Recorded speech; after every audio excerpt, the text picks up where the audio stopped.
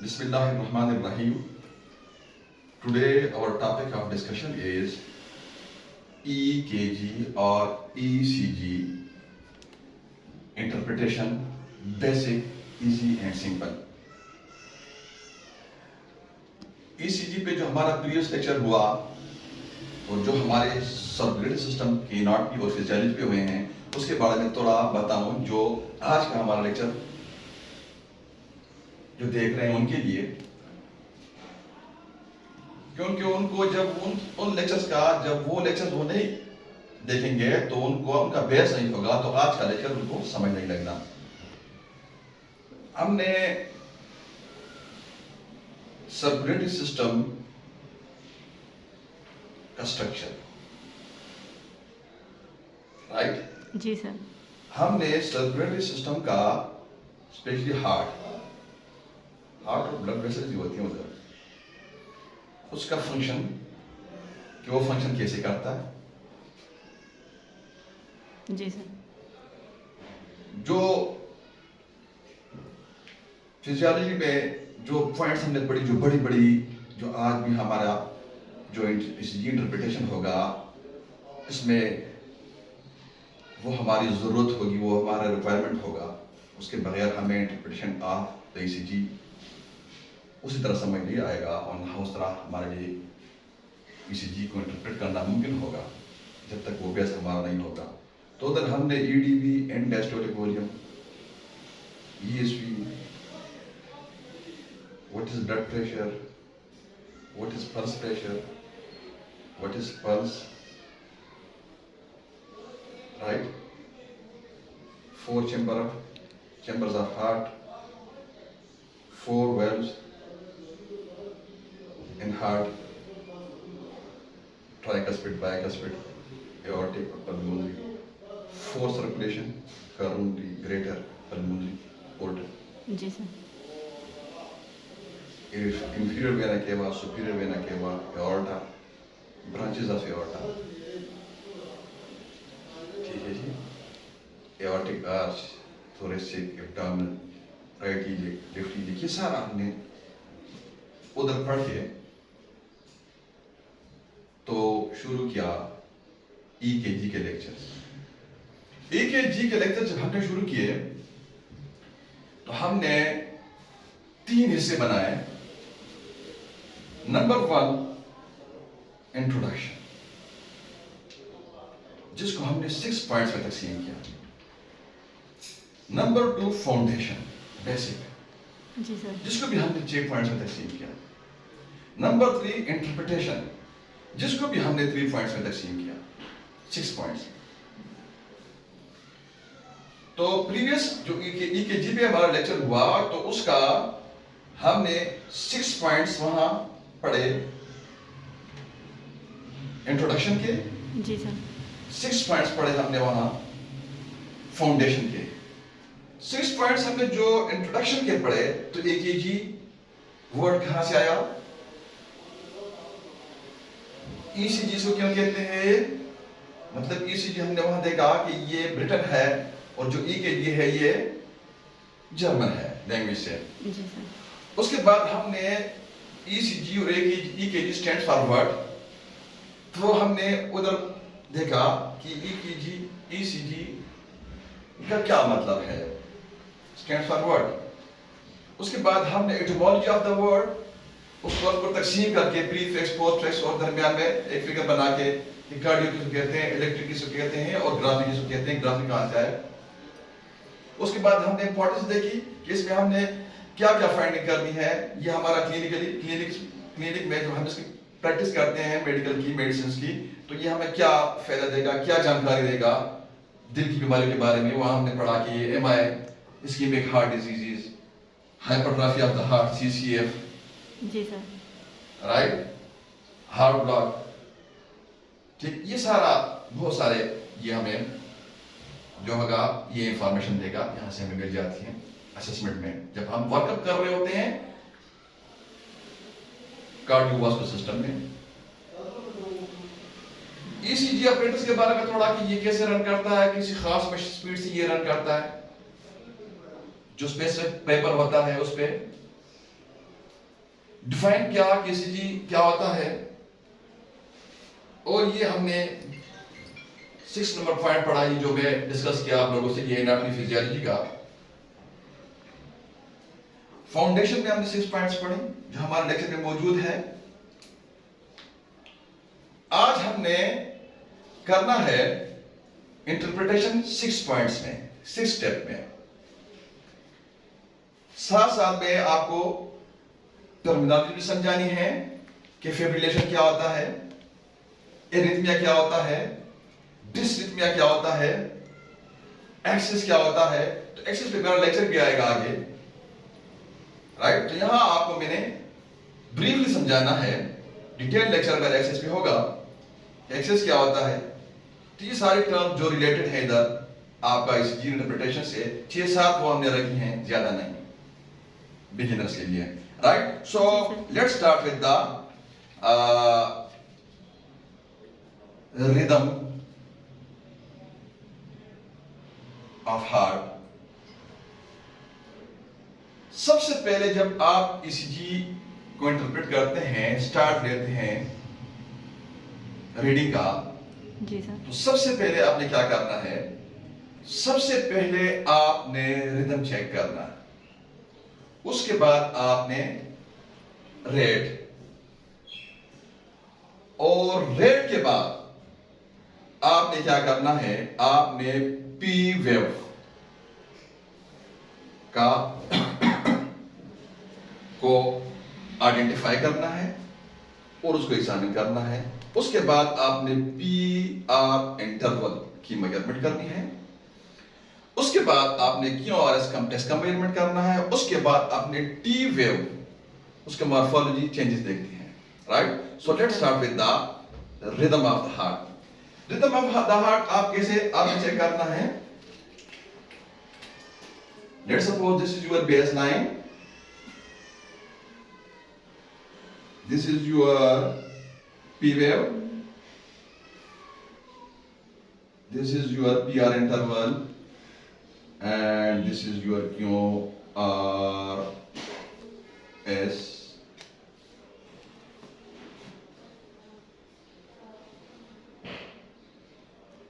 complex, and this is your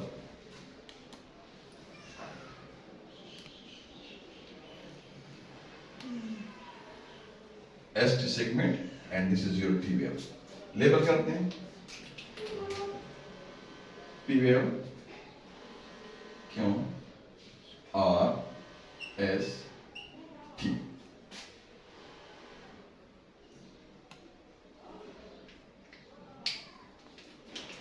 ये एक cardiac cycle, एक साइकिल दूसरा बनाते हैं,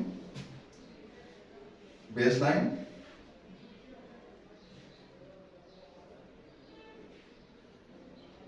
P wave,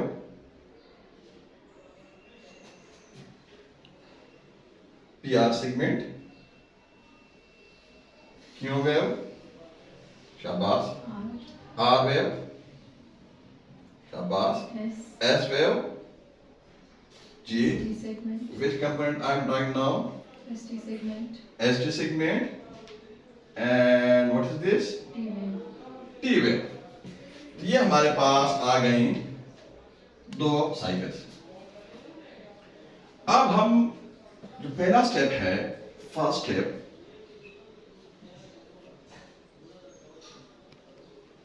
जो फर्स्ट स्टेप है, हमने हार्ट का रिदम देखना है।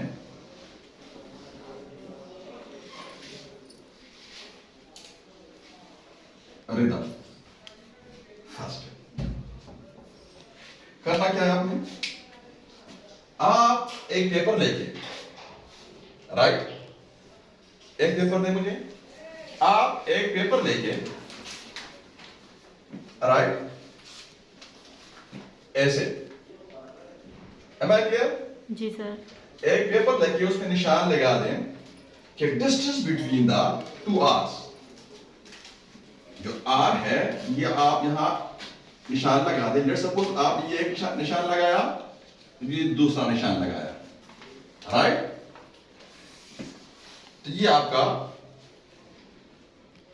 निशान लगाएं यहां से यहां तक।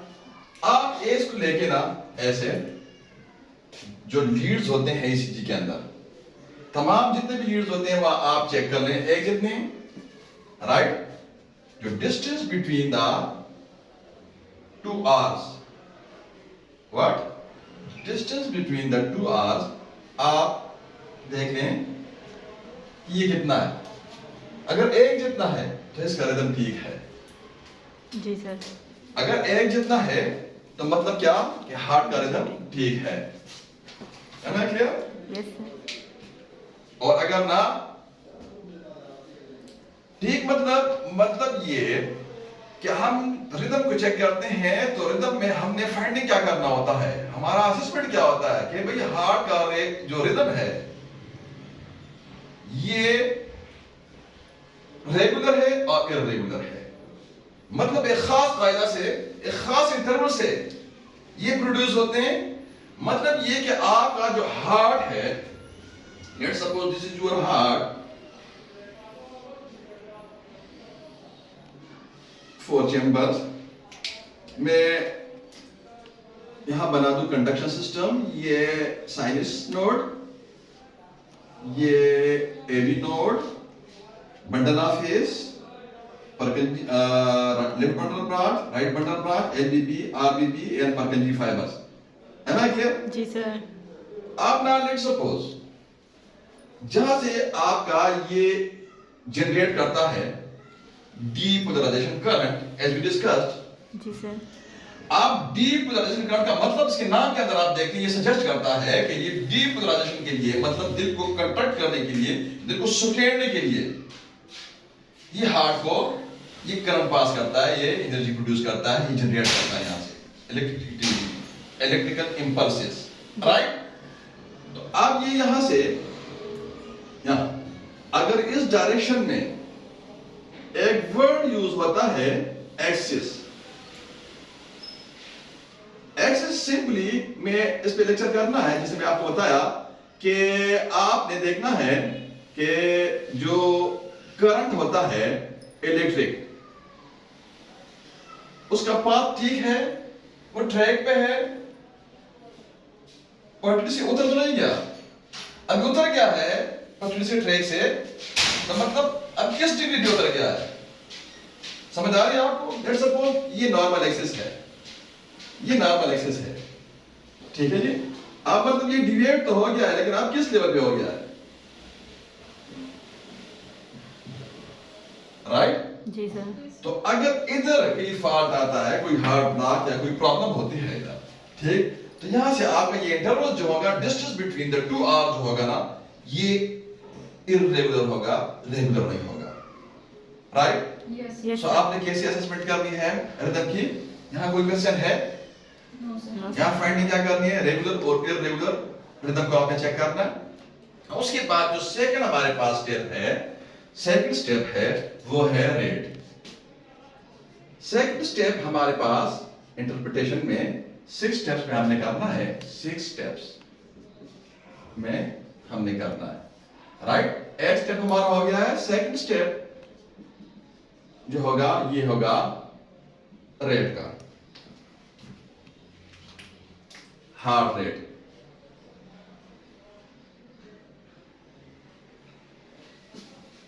आपने कैसे असेसमेंट करनी है दिल की रफ्तार की, जो हार्ट रेट होता है, ये आपने कैसे असेसमेंट करनी है? तो यहां आपने करना है जो distance between the two R's है, ये आप ना डिस्टेंस हटा के ना इधर आप ईसीजी पेपर बना दें। ये आपका, let's suppose this is your ECG paper and these are your what? Big box. Big boxes. Yes, well done. ये आपके बिग बॉक्सेस हैं, राइट? जी सर। आपने करना क्या है?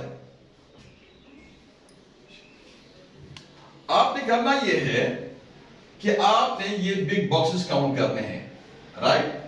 हम काउंट करते हैं 1 2 3 4 5 6 7, राइट? 7 हमारे पास नंबर ऑफ बिग बॉक्सेस आया in between the 2 hours, in between the 2 hours हमारे पास, अटेंशन प्लीज, हमारे पास in between the 2 hours 7 big boxes आ गए। हमने नंबर ऑफ बिग बॉक्सेस को क्या करना है, यानी 300, ये फार्मूला है, 300 को हमने तकसीम करना है नंबर ऑफ बिग बॉक्सेस पे। ये हमारे पास 7 हैं, तो ये, तो हमारे पास, ठीक है जी, 42.85 हमारे पास हार्ट बीट आएगा, रफ्तार। समझ गए? जी सर। फार्मूला आ गया समझ? जी सर। करना क्या है, कि करना क्या है, ये हमारे पास पर मिनट आया, ठीक है जी। ये हमारे पास सेकंड स्टेप पे हमने ऐसे इसका मेजरमेंट करना है। हमने हार्ट रेट को ऐसे ना फाइंड आउट करना है, कैलकुलेट करना है कि हार्ट रेट कितना है, हार्ट की रफ्तार कितनी है। रिदम अलग चीज है और रेट जो है ये रफ्तार होता है, ठीक है जी। अब ना ये हमने तकसीम किया। अब हमारे पास एक तरीका और है, ये मेथड जो हमने आज डिस्कस किया, जैसे कि नाम से जाहिर है कि ये बिग बॉक्स मेथड है। which method? Big box method. Big box method. दूसरा मेथड हमारे पास है 6 सेकंड मेथड, 6 सेकंड मेथड। ये 6 सेकंड मेथड जो होता है, यह कहां इस्तेमाल होता है? Let's suppose this is your ECG paper, this is your ECG paper, these are your big boxes,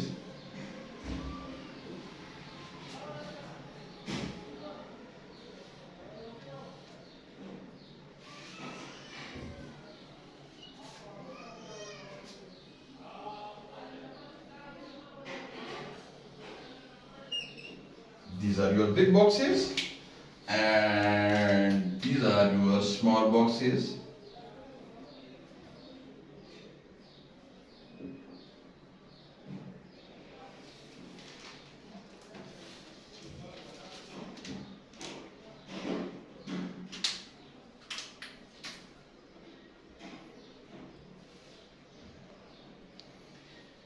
ये बिग बॉक्सेस, ये स्मॉल बॉक्सेस। डिफेक्ट हमारा प्रीवियस लेक्चर में मौजूद है कि बिग बॉक्सेस क्या होता है, कितने के बराबर होता है, स्मॉल बॉक्सेस। पॉइंट हमारा डिस्कशन का आज ये है कि जो 6 सेकंड जो स्ट्रिप होता है, ये होगा 6 सेकंड स्ट्रिप में। जब जिस ऐसे आप ना इस फार्मूले से आप हार्ट रेट को कैलकुलेट करते हैं, तो वो 6 स्टेप पेपर होना चाहिए। 6 स्टेप में लाइन लगा हुआ होता है, किधर, दरमियान में और एंड में। कितने हो गए? 3। How many? 3 लाइंस हो गए। अब यहां से आप पहचानते हैं कि ये 6 सेकंड स्ट्रिप है, राइट। तो यहां आपने 6 सेकंड स्ट्रिप, जो 6 सेकंड मेथड है, उससे आपने हार्ट रेट कैलकुलेट करने हैं। क्लियर? तो यहां आपने करना क्या है, आपका जो फर्स्ट लाइन है, ये वाला, इसका जो एंड वाला लाइन है, यहां तक आपने क्या करना है, यहां तक आपने आवर्स काउंट करने हैं, ये आवर्स काउंट करने हैं। जी sir. Clear? From first line, पहले लाइन से आखिरी लाइन तक आपने आवर्स काउंट करने हैं, और उसको फिर आपने जरूरत देना है, उसको आप यहां से यहां तक आपने क्या करना है, आवर्स काउंट करने हैं, यानी नंबर ऑफ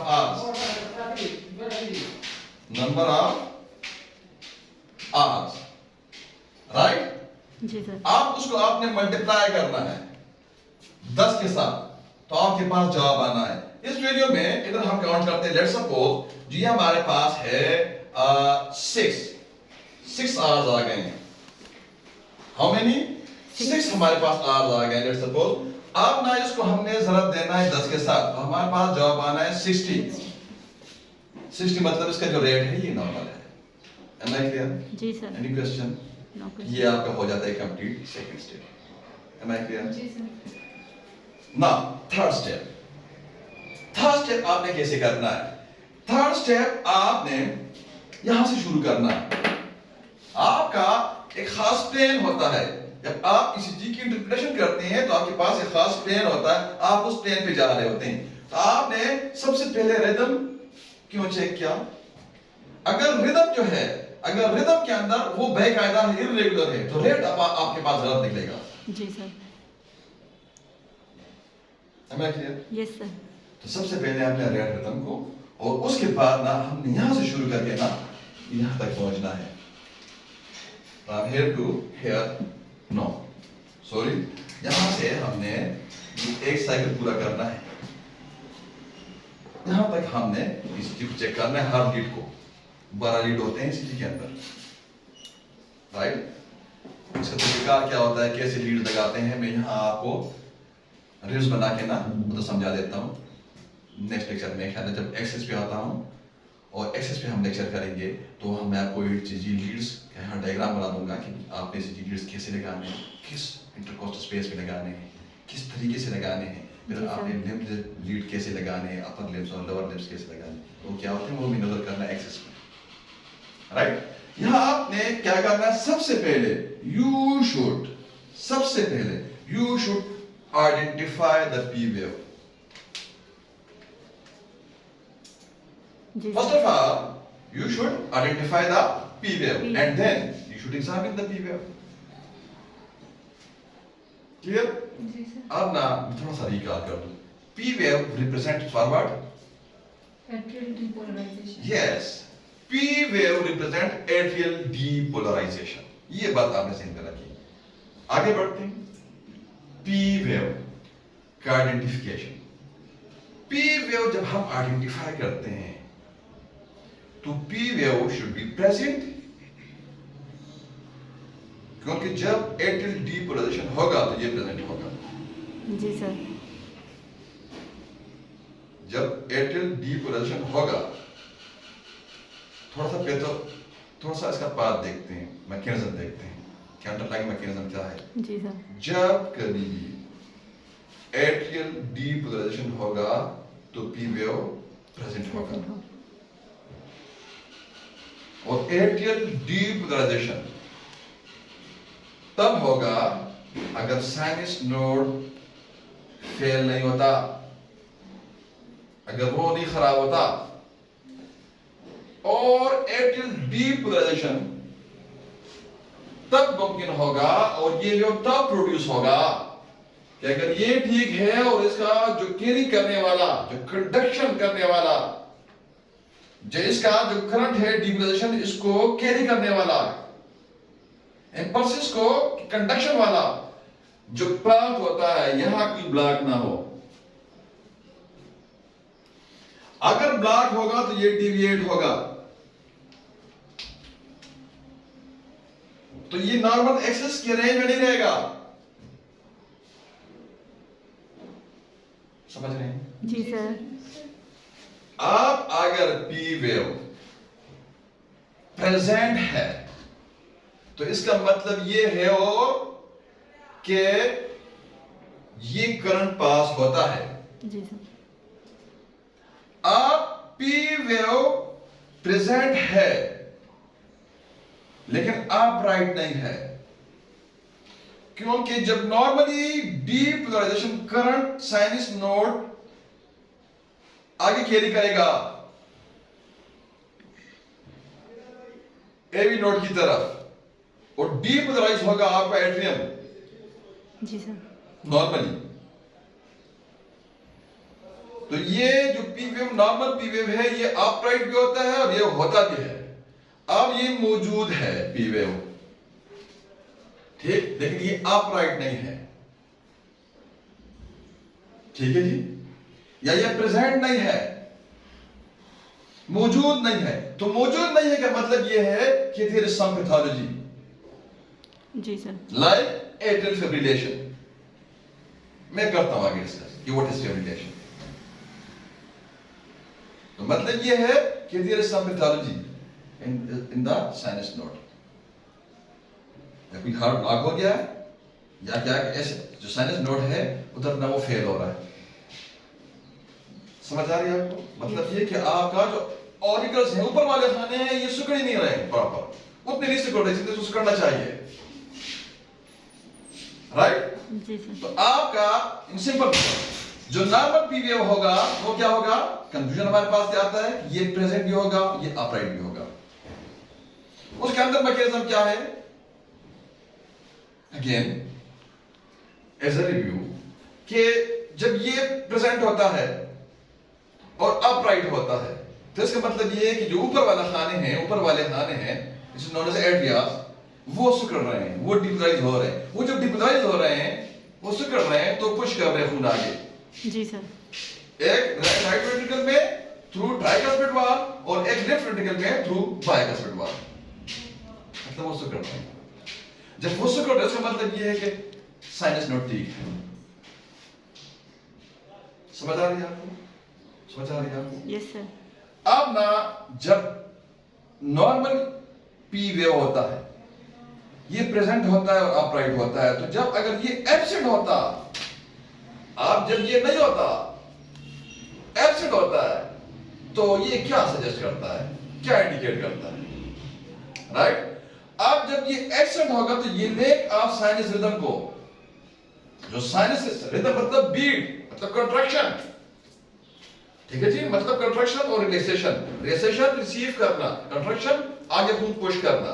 मतलब ये कि जो हार्ट है, समझ आ रही है?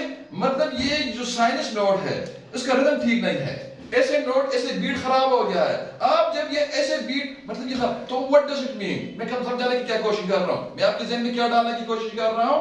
मैं आपके ज़हन में डालने की कोशिश कर रहा हूं कि आपने पीछे जाना है कि अंडरलाइन मैकेनिज्म क्या उस पाथ पे आपने जाना है। तो वो क्या इंडिकेट करता है? ऐसे नोड के डिसफंक्शन को। जो ऐसे नोड होता है मतलब वो इसकी डिसफंक्शन हो गई है, मतलब वो काम नहीं कर रहा। Yes sir. वो आपके हार्ट को as we discuss as I mention in previous lecture के जो आपका ऐसे नोड साइनस नोड होता है ये 60 टू 90 60 टू 90 रखता है आपका पर मिनट। जी सर। राइट? और जो इनहेरेंट जो इसका कैपेसिटी करंट होता है जनरेट करता है, ये जो एवी नोड होता है वो जी 60 टू 40 करता है। अब जब आप साथ with बंडल ऑफ हिल्स, आप अगर उधर कोई ब्लॉकेज आ गया है तो फिर Purkinje fibres right bundle branch और एलबीबी और आरबीबी, तो ये कितना रखता है? इसका क्या कैपेसिटी है 40 to 20 जी? 40 to 20 40 to 20 है। मैं क्लियर? अब मतलब ये कि एब्सेंट है P wave, normal we discussed कि क्या होता है, प्रेजेंट होता है, अपराइट होता है। अब एब्सेंट है तो ये इंडिकेट करता है कि लैक ऑफ साइनस रिदम को। जी सर। ऑफ साइनस रिदम जो है मतलब ऐसे नोट का बीट को, बीट का मतलब है कि डिपोलेशन करंट। जी सर। राइट? Yes sir. अब मतलब ये लैक ऑफ साइनस रिदम है, साइनस बीट वहां से लेकर कर रहा है। इसका मतलब क्या इंडिकेट करता है कि ऐसे नोट डिसफंक्शन हो गया। Am I clear? आप ये नाउ क्वेश्चन इज डेट के ये किधर होता है, किन बीमारी में होता है? बहुत सारी बीमारी में होता है। मैं यहां एक एग्जांपल कोट करता हूं। मिसाल के तौर पर आपका एक होता है बीमारी एट्रियल फिब्रिलेशन। ऐसे मैंने बता दिया है, 6-7 टर्म्स आपको मैंने बतानी थी, ये दूसरा मैं बता रहा हूं आप लोगों को। राइट? रीत में भी बताना है, डिस रीत में भी बताना है। एक्सेस बता दिया, अब फिब्रिलेशन के बारे में थोड़ा सा बताता हूं साथ साथ। अब एट्रियल फिब्रिलेशन जो होता है इसको अगर सिंपली आप चेक करना चाहें कि ये क्या होता है, ये एब्नॉर्मल और बेकायदा हार्ट रिदम है। एट्रियल फिब्रिलेशन यानी एब्नॉर्मल और बेकायदा हार्ट रिदम है या बीट है। बीट आप जानते हैं कि ये क्या है? Systole, depolarisation of the atria. Am I clear? जी सर। एट्रियल फिब्रिलेशन में क्या होता है? As I mentioned, कि atrial fibrillation में यहां देखें, this is what we call atrial fibrillation. Atrial fibrillation में जो करंट होता है ये डी ट्रैक हो जाता है. ये करंट आ रहा है, ट्रेवल कर रहा है.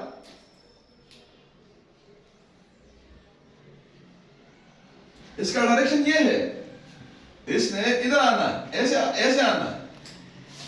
अब ना ये क्या हो गया, डिविएट हो गया. जी सर. Am I clear? जो एट्रियल फिब्रिलेशन होता है इसमें करंट डी ट्रैक होता है, यानी जो क्या होता है, जो पूरा डायएट्रियम होता है ना, इसमें पैर जाता है. मैं आपको समझाता हूं.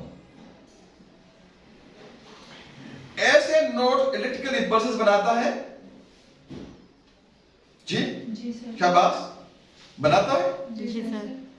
जो इनहेरेंट रेट में और जो conduction of system of the heart में मैंने आपको पढ़ाया, ये बनाता है इलेक्ट्रिकल इंपल्सेस. जी सर. डीप पोलराइजेशन करंट बनाता है. जी सर.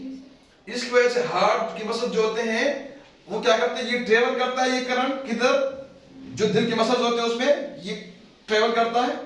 जी सर. करता है. जी सर. जी सर. उसकी वजह से दिल जो होता है ये सुगड़ता है. Yes sir. जी सर. Am I clear? अब ना ये खास इसका एक ट्रैक है, खास एक ट्रैक में ये इसका एक रास्ता मौजूद है. जी सर. अपने ट्रैक पे ये जाता है. जी सर. जिस तरह ना जो आप मतलब ड्राइविंग कर रहे होते हैं तो आपका अपना एक ट्रैक होता है, जब अपने ट्रैक से डिविएट होते हैं तो एक्सीडेंट हो जाता है. जी सर. जिस तरह मतलब ये रेलगाड़ी होती है ना, ट्रेन होता है, वो अपना खास एक ट्रैक पे जाता है, तो इसका भी खास एक पाथ वे, ये ट्रैक है, उस ट्रैक पे जाता है. Am I clear? आप अगर कोई प्रॉब्लम, कोई ब्लॉकेज, कोई हार्ट ब्लॉक आ गया है, समझ रहे हैं आप, कोई ब्लॉक आ गया है या इधर कोई ये प्रॉपर कर नहीं रहा, फेल हो गया. अब जब ब्लॉक आ गया तो ये डिविएट हो गया. आप जब ये deviation of the electric impulses, what atrial fibrillation क्या कहता है, डिविएशन ऑफ द जो डिट्रैक होता है आपका, जो करंट होता है, पल्स होता है, जब ये डिट्रैक होता है, this is what we call the atrial fibrillation. Am I clear? Yes sir. Atrial fibrillation समझ गए, जी सर. एक्सिस समझ गए. एक्सिस डिटेल हमने आपको बार बार मैं बता रहा हूं, मैंने डिटेल इस पे लेक्चर करना है.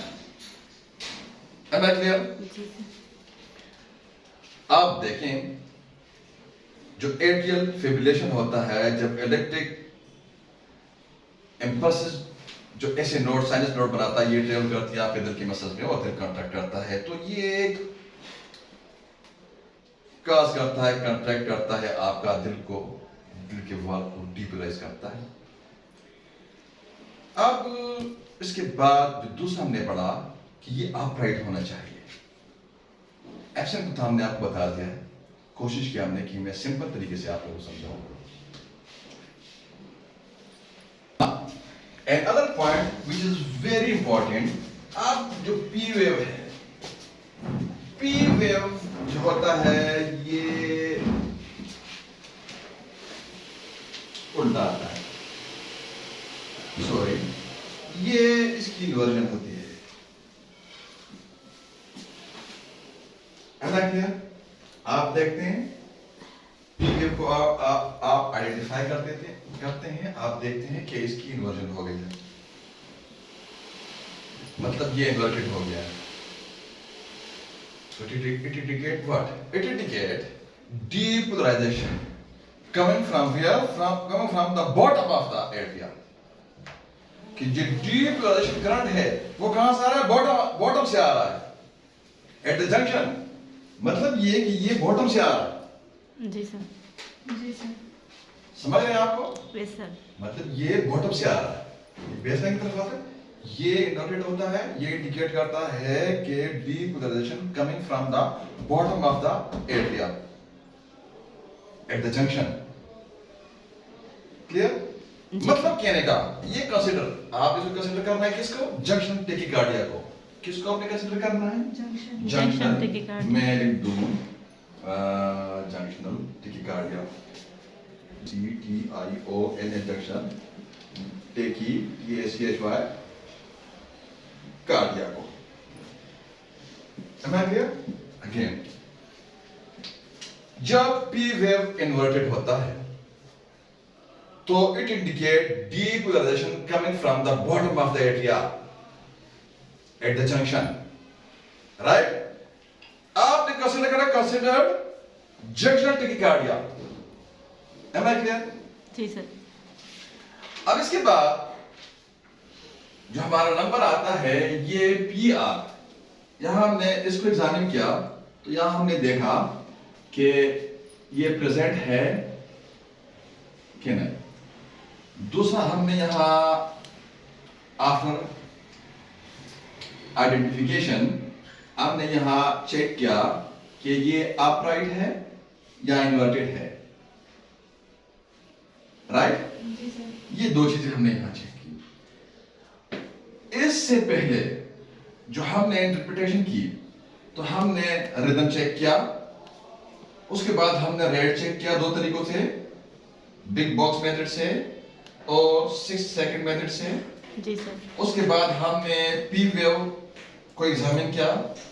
इस पी वेव में हमने उसको देखा ये अपराइट है या इन्वर्टेड है, ये प्रेजेंट है या एब्सेंट है, राइट। जी सर। अब इसके बाद इधर देखें, जो ये यहां से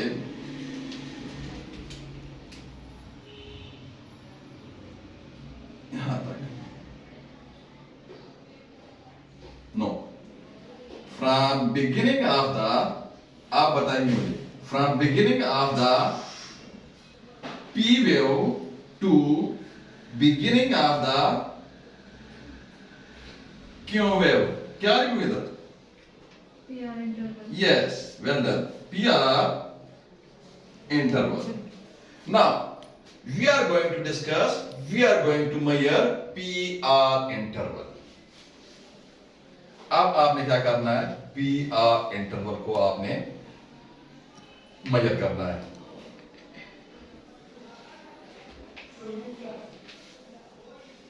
मतलब ये कि PR इंटरवल को आप चेक करते हैं तो वहां आपने सबसे पहले आइडेंटिफाई करना है PR इंटरवल को। तो PR interval the distance at the beginning of P wave and beginning of the QRS complex. First of all, you should identify, which I mentioned in previous lecture of EKG. यहां आपने क्या करना है? यहां आपने उधर small boxes in between the this distance PR interval, इसको आपने काउंट करना है। नंबर ऑफ स्मॉल बॉक्सेस आपने मल्टीप्लाई करने हैं। लेट सपोज ये आपका स्मॉल बॉक्सेस हैं in between the PR interval. Am I clear? ये तो ये आपके स्मॉल बॉक्सेस हैं।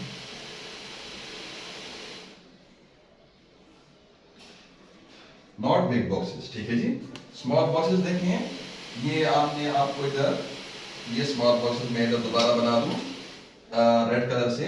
ये बिग बॉक्स है, मैं इसको रेड कर दूं, right, for review, just to brush up your EKG strip interpretation, right.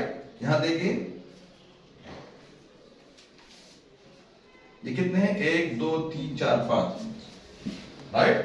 आप जो ग्रीन कलर के हमने बनाए हैं ये क्या है? Small boxes.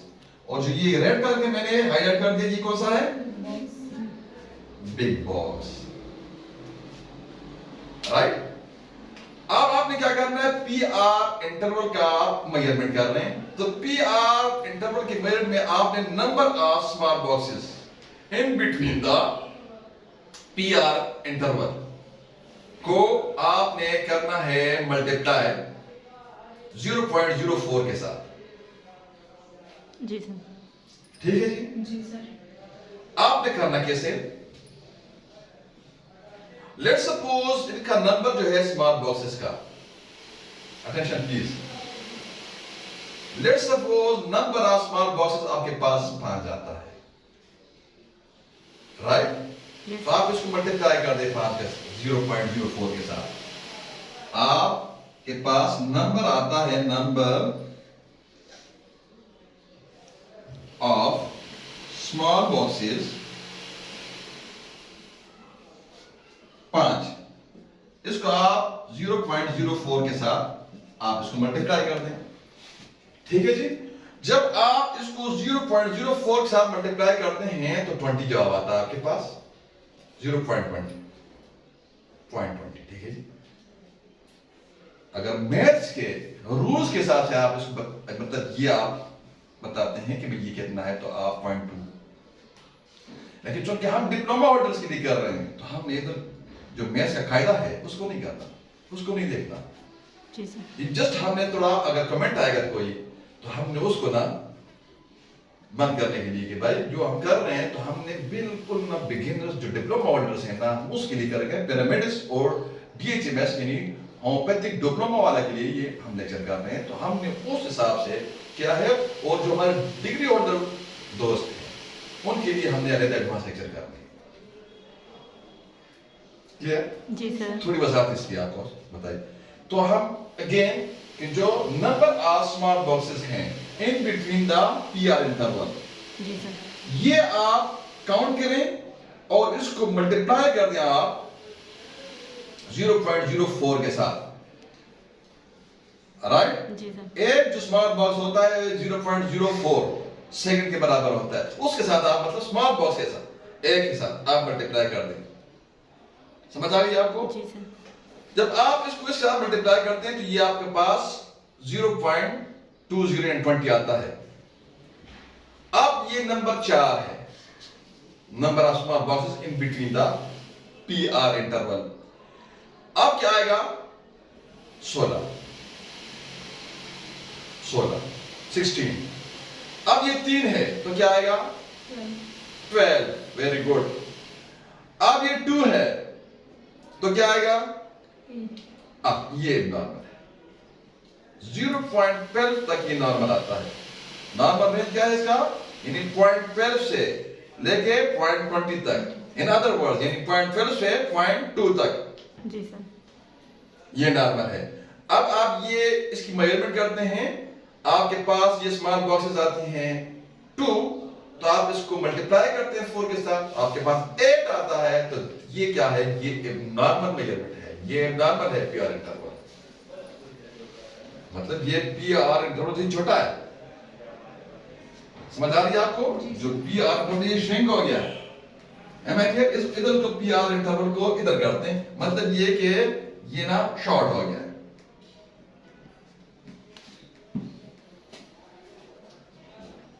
Am I clear? जी सर। Any question? समझ रहे हैं? प्रॉपर समझ रहे हैं? जी सर। Good. अब more than 0.20 सेकेंड जब ये होगा तो क्या इंडिकेट करेगा?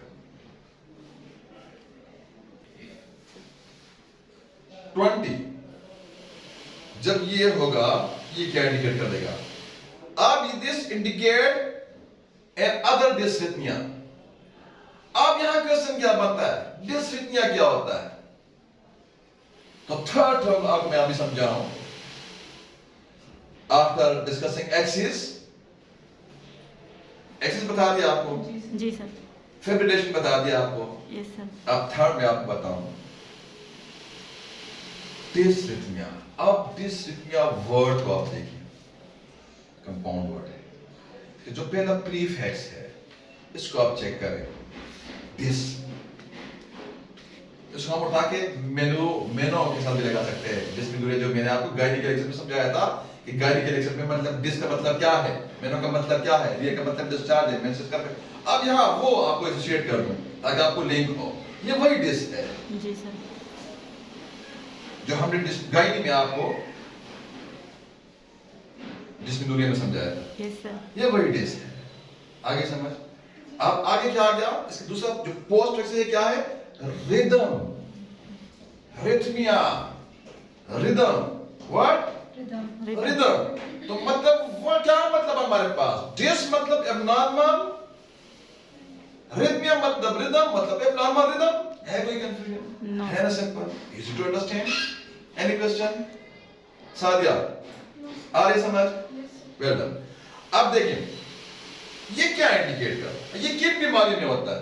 बहुत सारी बीमारी में होता है, क्योंकि हमारा इंट्रोडक्शन है हम आपको बताएं कि ये जो डिसरिथमिया होता है इसकी बहुत सारी टाइप्स हैं, लेकिन ये मैं आपको बताऊं कि जब हार्ट ब्लॉक होता है, जी सर। as I mentioned जी सर। previously, जब हार्ट ब्लॉक होता है, राइट, जी सर। अब हमने लिख दो प्रॉपर के heart block, HEART heart block. तो after discussing axis briefly, after discussing fibrillation,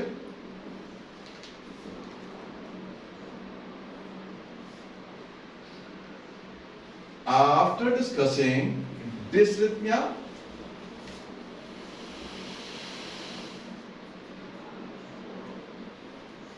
अब ना चौथा जो टर्म है वो है हार्ट ब्लॉक.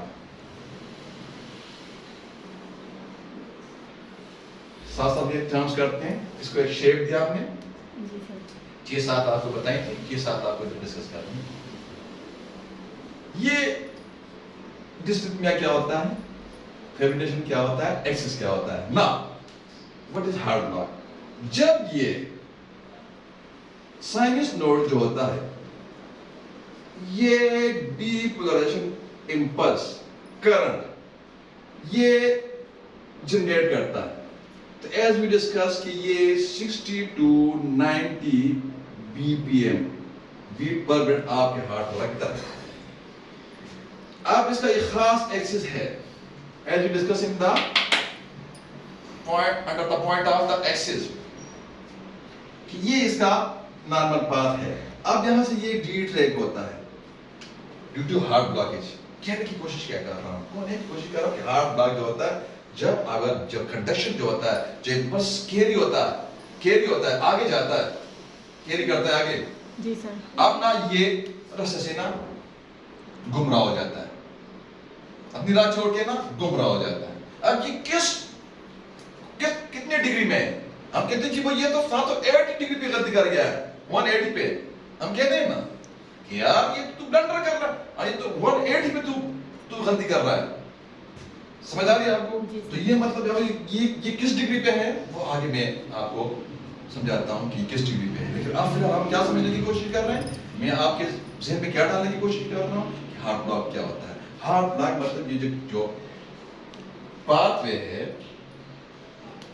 पाथवे किस चीज का, डीपोलराइजेशन करंट का, डीपोलराइजेशन करंट का जो पाथवे है, जो डायरेक्शन है, जिस रास्ते से वो जाता है, अगर सामने उसके रास्ते में कोई रुकावट आता है उसको कहते हैं हार्ट ब्लॉक. क्लियर? जी सर। ना वापस आ जाएं अपना उसका पीआर इंटरवल. आप अगर ये हम देखते हैं कि 0.20 सेकंड से ये ज्यादा है, more than how many, more than 0.20 second से अगर ये ज्यादा है तो ये दूसरा this indicate an other dysrhythmia, abnormal rhythm of the heart. समझ में आया? जी sir. Like heart block. Am I clear? Such as heart block. जब हार्ट ब्लॉक हो तो भी डिसरिथमिया होगा ना, रिदम जो होगा, जो बीट होगा, जो डीपोलराइजेशन इसका होगा, ये प्रॉपर डीपोलराइज नहीं होगा ना. जी सर। राइट? जी sir. Now, any question up to this? No questions. Now we are going to measure QRS complex. अब इसी पे आप आ गए हैं, इसी पे आप आ गए हैं. तो अब यहाँ से आपने क्या किया, पी वेव आपने चेक किया और उसके बाद आपने इधर ना पी आर इंटरवल की मेजरमेंट की. नाउ आपने क्या करना है कि जो QRS कॉम्प्लेक्स है, सॉरी ये मैं इसको बिल्कुल ना इसे जो लिमिट है उस लिमिट में बनाऊं ताकि इसको मेजर करने में आसानी हो. आप यहाँ से ये देखें, पहले इसका करते हैं कि ये जो V है, V क्यों जो वेव है, कौन सा वेव, क्यों वेव, इसका जो स्टार्ट होता है यहाँ से क्यों वेव के स्टार्ट से QRS कॉम्प्लेक्स शुरू होता है. जी सर। शाबाश. आप ये शुरू होता है ऐसे, आप इसको निशान तो इसको सीधा नीचे लेके आ जाएं. और जो एस पे होता है इसके एंड तक होता है, क्योंकि आगे में इसका लिमिट बाउंड्री खत्म हो जाता है, जी सर। क्योंकि उधर तो आपका सेगमेंट शुरू हो जाता है S T segment. Am I clear? जी सर। बस ये आपका। Now we are going to discuss measurement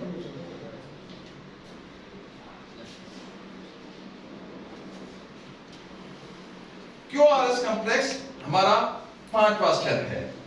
6 steps में हमने आपसे बात की, जी ठीक है जी? सर। तो 4 हमारी हो गई, तो 4 माइनस कर लें तो 2 रह गए। कितने रह गए? 2 स्टेप्स रह गए हैं। तो 2 स्टेप्स में हम ना अब आप डिस्कस कर रहे हैं 5th number step, measurement of the QRS complex. 5th step, उसके बाद छठा और उसके बाद ना वाइंड अप करते हैं। Measurement of the QRS complex जो है वो बिल्कुल उसी तरह है जिस तरह आपने पीआर इंटरवल का मेजरमेंट किया। वही तरीका है जो पीआर इंटरवल को मेजर करने का हमने अभी आपको बताया। क्या करना है आपने?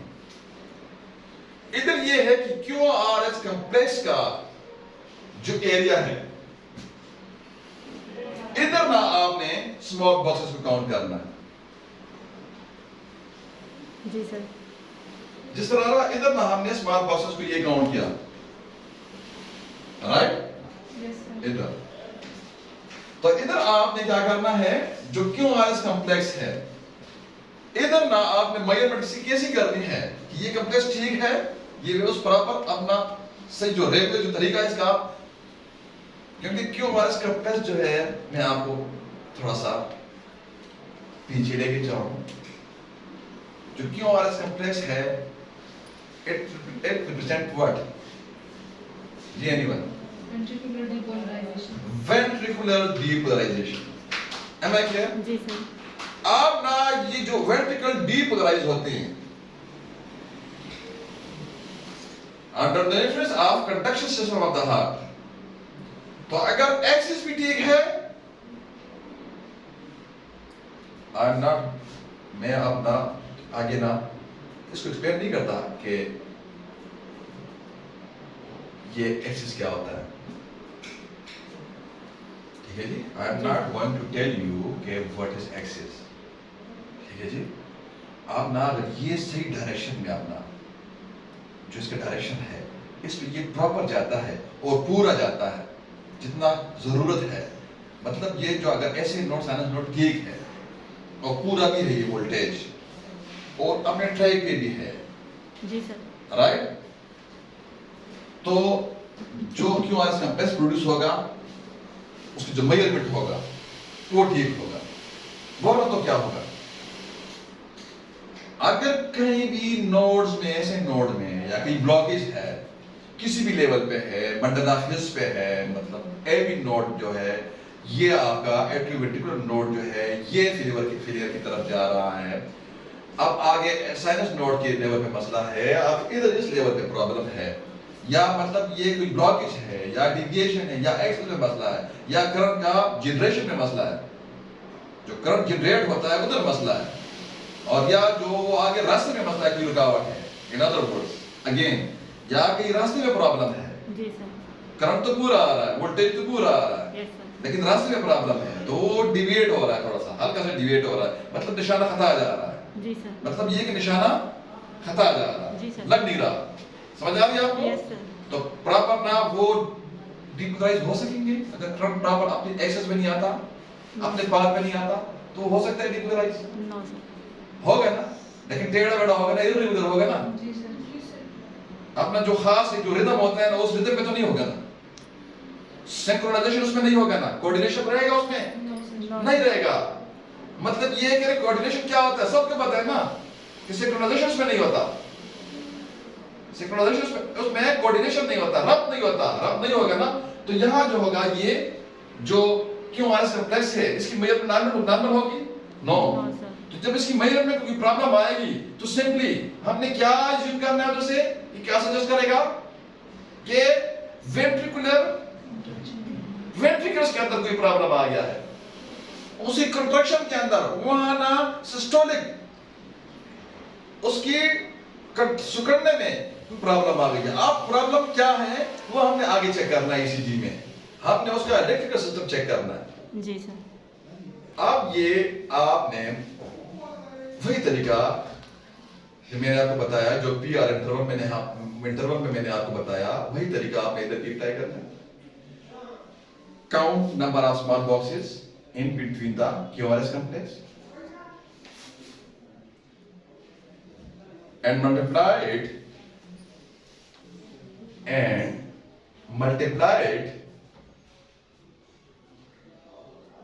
by 0.04 second. अब let's suppose आपका जो small boxes in between the QRS complex है, ये 5 हैं स्मॉल बॉक्सेस, ठीक है जी, small boxes not big boxes. जी सर। आप स्मॉल बॉक्सेस आपका इसका काउंट क्या है, आपके पास आता है 5। अब इसको आप मल्टीप्लाई कर दे 4 के साथ तो ये आएगा 20, 0.20। अब इसको वही तरीका है, अब इसको 4 आएगा तो क्या आएगा 0.16। अब स्मॉल बॉक्सेस का number in between the QRS complex आपके पास आता है 3, राइट?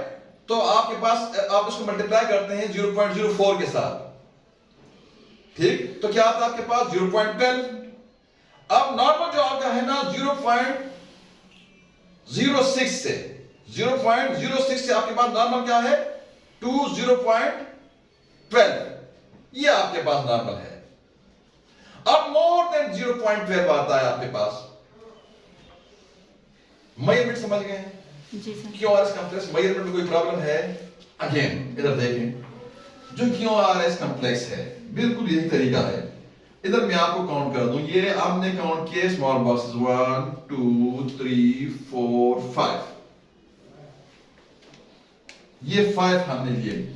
अब ये 5 हमने लिए, हमारे पास क्या वैल्यू आया 5। अब इसको हमने मल्टीप्लाई क्या 0.04 के साथ, ठीक है जी, इसको मैं रेज कर देता हूं। अब इसको हमने इसके साथ मल्टीप्लाई किया तो हमारे पास जवाब आया 0.20, जी सर। राइट? अब 4 आता है तो उस हिसाब से आप इसको जरूरत दें तो आपके पास 0.16 आता है। आप 3 आता है तो आप इसको मल्टीप्लाई कर दें, ठीक है, तो आपके पास 12 आता है। आप 2 आता है, आप इसको मल्टीप्लाई कर दें, ठीक है जी, एंड सो फोर्थ, ठीक है जी। तो उस हिसाब से आपके पास 0.8 आता है। समझ गए? जी सर। जी सर। ये अब समझ गए मेजरमेंट को? जी sir. Any question? This is the very very basic of ECG। अगर ये नहीं आपको आता तो आगे आपको मैं जब आगे और लेक्चर्स करते हैं इस पे तो आपको समझ नहीं लगना। क्लियर? Yes sir. अब जो नॉर्मल हमारे पास रेंज है, नॉर्मल 0.06 से 0.12 तक है। नॉर्मल समझ गए? अब हम नॉर्मल में आ जाए। अब आपके पास मोर देन 0.12 आता है, ये आता है, इससे ज्यादा आता है, मोर देन। यहां जो ये आपके पास आता है मेजरमेंट, ये मोर देन आता है, ये इंक्रीज होता है, 0.12 से इंक्रीज है। Am I clear? 0.12 से ये इंक्रीज है, ये इंक्रीज है। Alright sir? यस जी सर। सर। अब ये इंक्रीज है, ये क्या इंडिकेट करता है? It indicate N other dysrhythmia. It indicate which? What? An other dysrhythmia. ये दूसरा dysrhythmia, मतलब abnormal rhythm, मतलब ये दूसरा एक abnormal rhythm of the heart आपको ये इंडिकेट करता है, such as PVC, जी सर। such as PVC। यानी PVC stands for what? P for premature, VC premature ventricle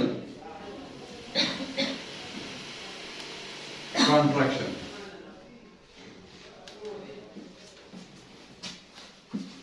आपको मैं यह बताया कि जब ये क्यूआरएस कॉम्प्लेक्स प्रोड्यूस होता है तो ये रिप्रेजेंट करता है वेंट्रिकल डीपोलराइजेशन को। आपकी प्रॉब्लम आ गई है, मतलब जो भी प्रॉब्लम वेंट्रिकल का के इंपल्सेस में आएगी, करंट में आएगी, तो ठीक है जी। तो ये ना, तो इधर प्रॉब्लम आएगी 12 से ज्यादा, मोर देन 0.12 आपके पास ये मेजरमेंट आती है क्यूआरएस कॉम्प्लेक्स की, तो ये इंडिकेट करता है दूसरे डिस्ट्रक्टिया को। अब मतलब ये है कि जैसे आपके पास पीवीसी है, premature ventricle contraction as I mention, ठीक है जी। अब इसके बाद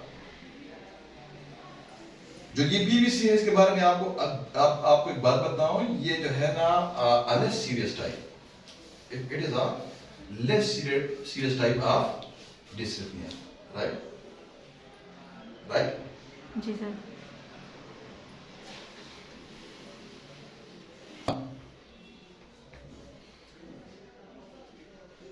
लास्ट पॉइंट जो हमारे पास आता है, वी डिस्कस्ड 5 पॉइंट्स, तो 5 माइनस करने हमारे पास एक रहता है। अब जो हमारे पास एक रहता है, क्या रहता है? T wave morphology.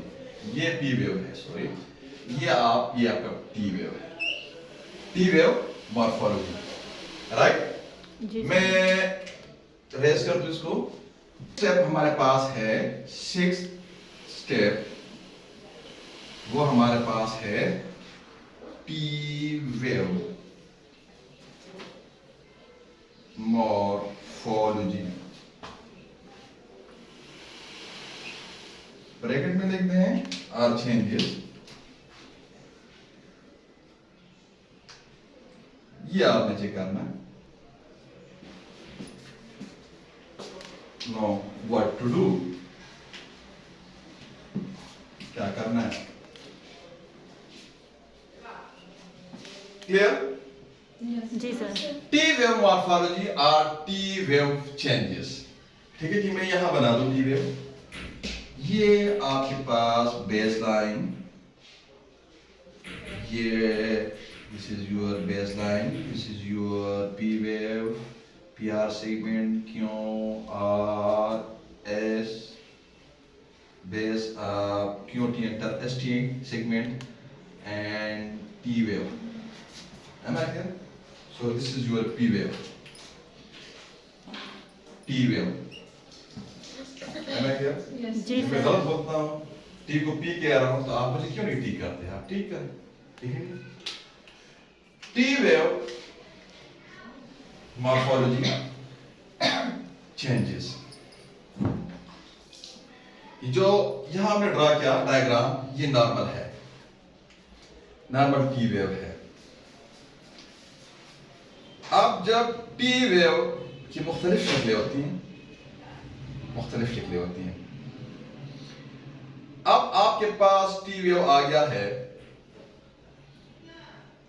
इसकी एलिवेशन आ गया है, ये मतलब ऊपर चला गया थोड़ा। दूसरे कागज में करते हैं, एक ही कागज में, ताकि हमें ना इस एक डायग्राम पे हम अपना वो स्टडी कर सकें। मतलब ये टी वेव है, ये लेट सपोज ना इसकी एलिवेशन आ गई है,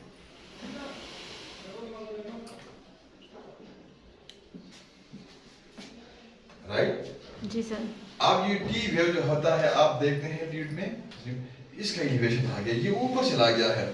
अब जो T wave elevation, it indicate what? Hyperkalemia. It indicate hyperkalemia. Now question is that what is hyperkalaemia?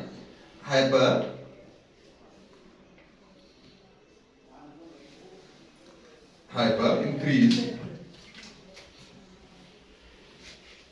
calcium, right जी सर। in your blood।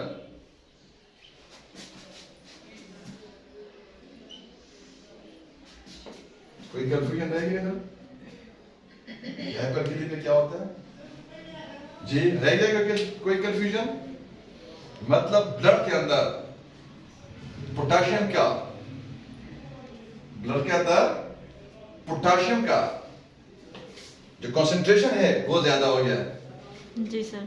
जब ब्लड के अंदर पोटाशियम का, अब ना आगे जब हमारे लेक्चर्स होंगे उधर में आपको जो कंडक्शन होता है कैसे होता है, पोटाशियम आयन और कैल्शियम आयन कैसे आपस में एक्सचेंज करते हैं, और जो आपका जो डीपोलराइजेशन करंट होता है ये नर्व से कैसे आता है, ये आपके मसल को कैसे सुकेड़ता है। ठीक है जी। तो उधर मैं आप लोगों को इंशाल्लाह डिटेल, क्योंकि हमारा ईसीजी से हमें आगे जाना नहीं है, तो यहां मैं आपको let suppose this is your spinal cord. अब यहां से आपका ये नर्व क्या है, राइट। जी सर। अब ये नर्व जो है, इस नर्व का मैं ब्रीफ बताऊंगा आपको। ये नर्व एंडिंग है, जी सर। ठीक। तो यहां क्या होता है, माइटोकॉन्ड्रिया सेल होता है। माइटोकॉन्ड्रिया क्या करता है, इसके अंदर क्रेब्स साइकिल होता है, जी सर। राइट। तो यहां आपका जीआईटी है, जी सर। राइट। जीआईटी से कोलिन आता है, और यहां स्टेट, तो स्टार कोलिन बनता है। अब यहां कहने का बस ये मेम्ब्रेन है इसका, जी सर। सेल का, तो यहां चैनल्स होते हैं, कैल्शियम चैनल भी होते हैं और पोटाशियम चैनल भी होते हैं। कैल्शियम चैनल भी होते हैं और पोटाशियम चैनल भी होते हैं। कैल्शियम चैनल्स होते हैं और पोटाशियम चैनल्स भी होते हैं। अब उनका आपस में एक्सचेंज होता है ना, ये रिप्रोडक्शन करंट पास करता है, और जो मसल्स होते हैं ना दिल के, उसके ऊपर रिसेप्टर लगे होते हैं, और उसको लेके ना वो डिप्रेस करते हैं और रिप्रेस करते हैं। ये ब्रीफ आप इधर तक याद रखें, बाकी डिटेल हमारा माइस्टीनिया ग्रेव्स में भी मौजूद है और हमने आगे करने नहीं है। मैं क्लियर? जी सर। जी sir. Now come back to the hyperkalemia. T wave morphology, T wave changes. T wave elevate हो गया है, ये क्या इंडिकेट करता है, हाइपरकैलेमिया। अब मतलब कैल्शियम ब्लड के अंदर ज्यादा हो गया, पोटाशियम। यहाँ बस जो मकसद था हमारा पॉइंट आपको समझाना, जी सर। कि कैल्शियम का दिल के साथ, पोटाशियम का दिल के करंट के साथ क्या काम, बस ये याद पड़ा। अगेन इधर जो पॉइंट हमने आपको समझाना था कि पोटाशियम का ऊपर नीचे होना कैसे इफेक्ट करता है आपका इंपल्सेस को, आपके डीपोलराइजेशन करंट को। पोटाशियम और कैल्शियम जो होते हैं, हम पढ़ते होते हैं ना, जो इलेक्ट्रोलाइट्स होते हैं, ये क्या करते हैं। जी सर। अब वो बात समझ आ रही है आप लोगों को क्लास 8 की, के जो इलेक्ट्रोलाइट्स होते हैं ये करते क्या है, जी इधर आ रही समझ बच्चे फ्रेंड, कि इधर हाइपरकैलेमिया यानी ब्लड के अंदर पोटाशियम का जो लेवल है कंसंट्रेशन, अगर ये खराब होता है तो इसका दिल के मसल के साथ क्या काम, इसका डीपोलराइजेशन करंट के साथ, ईसीजी के साथ क्या काम। समझ गए हैं किसका काम है, समझ गए हैं किसका क्या काम है। अच्छा, अब ना आपका जो टी वेव है ये उल्टा आता है। टी वेव, इसको मैं ब्लू बना दूं ताकि हमारे पास तीन कलर हो, नॉर्मल, रेड, ग्रीन, एलिवेटेड, ठीक है जी। और मैं ये ब्लू बना दूं ना इन्वर्टेड। Am I clear? अब टी वेव इन्वर्जन आपके पास आ गया है। It shows what, T wave inversion होगा, ये क्या शो करता है, ठीक है जी, इस्केमिक हार्ट डिजीज को। Am I clear? जी सर। इस्केमिक हार्ट डिजीज को। आप ना एक दूसरा चेंज भी इधर आ सकता है, बहुत सारा, ये बहुत बड़ा सब्जेक्ट है, बहुत सब्जेक्ट है, लेकिन यहां आपको सिर्फ थोड़ा आपका कॉन्सेप्ट क्लियर करना है अबाउट ईसीजी। Ji sir. अब इसके अंदर बहुत सारी प्रॉब्लम आ सकती हैं। अब ना ये जो है ना ये प्रोलॉन्ग करता है, मतलब ये ना ऐसे ऊपर जाता है तो ऐसे ऊपर आना चाहिए इसको ना, ये ऐसे प्रोलॉन्ग करता है, ठीक है। कैसे, अब देखिए यहां से ये this is your base line, P R सिक में क्यू आर एस, ये टी ऐसे प्रोलॉन्ग कर गया, ये टी वेव प्रोलॉन्ग कर गया, जी सर। ठीक है जी। ये टी वेव प्रोलॉन्ग करता है, बहुत सारे चेंजेस टी वेव के अंदर और भी आ सकती हैं। ये क्या इंडिकेट करती हैं, मतलब ये कि ब्रीफली मैं आपको बताऊं कि जो टी वेव की मॉर्फोलॉजी हम देखते हैं, इसके चेंजेस देखते हैं, तो यहाँ से हम इन्फार्क्शन जो दिल है, जो मसल्स हैं, अगर वो मरते हैं वो चेक करते हैं, लाइक माइकोर्डियल इन्फार्क्शन। इससे हम इस्कीमिया, जी सर। राइट, इससे हम हाइपरकैलेमिया, जी सर। एज वी डिस्कस्ड, इससे हम पल्मोनरी एम्बोलिज्म। जी सर। ठीक है, एम्बोलिज्म क्या होता है, मेरा जो पैथोलॉजी लेक्चर है मौजूद है, ठीक है जी। एम्बोलिज्म क्या होता है, एम्बोलिज्म क्या होता है, क्लॉट क्या होता है, आप इधर आप उसको रुकावट कहते हैं, पल्मोनरी एम्बोलिज्म, ठीक है जी।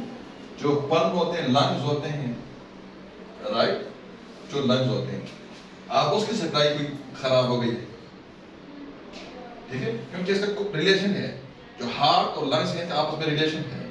यहाँ से आपका खून आता है लवर, जैसे आपको पता है, जी sir. Part of the body से, तो आईवीसी से, और यहाँ एसवीसी से, yes sir. Right chamber of atria of the heart के अंदर, यहाँ से ट्राइकस्पिड, तो नीचे वाला खाना राइट वेंट्रिकल से पल्मोनरी ट्रंक, जी सर। जो पेप्टिक है pulmonary trunk, alveoli which is to do the real function of the lungs, जहाँ एक्सचेंज होता है। जी अब सर। वहां से पल्मोनरी वेन्स, ये आपस में ये काम करते हैं, इकट्ठे काम करते हैं, यस सर। फैमिली है, जी सर। राइट, इकट्ठे काम करते हैं। Yes sir. आप ये काम करते हैं, इधर कोई एम्बोलिज्म आ गया, मतलब आपका जब यहाँ से लेफ्ट जो राइट वेंट्रिकल है, लेफ्ट यहाँ से जो पल्मोनरी ट्रंक जाता है, लेट्स सपोज, अब ये मैं आपको बताऊं, ये जो पल्मोनरी ट्रंक है इधर लंग्स की तरफ ही जाता है। अब इधर कोई एम्बोलिज्म आ गया,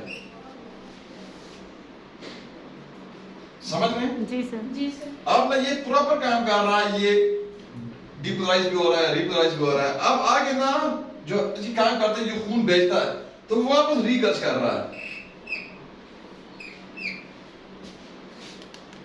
रीगर्स। जी सर। अब क्या होगा, सबसे पहले थोड़ा आप पैथोजेनेसिस देखते हैं, पैथोफिजियोलॉजी। अब सबसे पहले क्या होगा कि हार्ट के मसल जो है ना ये खाने वाले, क्योंकि लोड इस पे है। जी ये क्या है, ये है राइट वेंट्रिकल। अब इधर बोझ पड़ गया, अब इसकी कैपेसिटी है एक,